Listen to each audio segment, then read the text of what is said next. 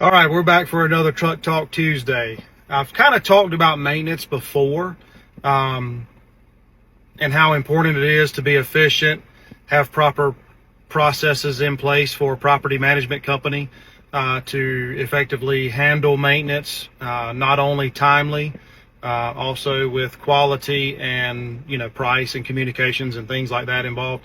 But I recently read a study, I read it this morning, that was a study of over 100,000 first-year leases. This is various parts of the country. Over 100,000 first-year leases. It was decidedly conclusive that the number one reason why tenants either renewed their lease or, more importantly, did not renew their lease and moved was surrounded by maintenance requests in regards to timeliness and quality. Why is that important? Well, sometimes we have property owners that, may not quite understand exactly how much things cost. May have been a while since they've had a repair of any size. And so what it cost 10 years ago is not going to be what it costs today. And that's understandable. I have those same feelings sometimes. But why it's important is we oftentimes get asked, can you find somebody to give us a better price? Can you get me a second or a third or even, God forbid, a fourth estimate for something? And yes, we can. We'll be glad to do that.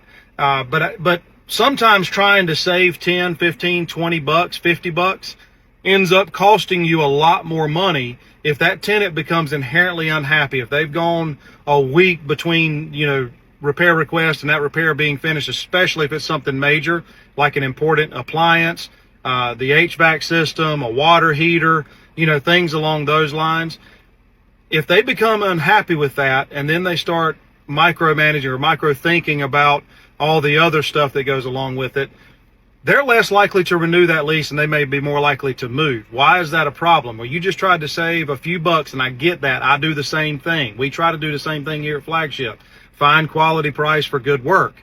However, if that tenant moves out, it costs you a lot more money, 10, 15, 20x what you're trying to save on that one work order. So just wanted to drop that on you.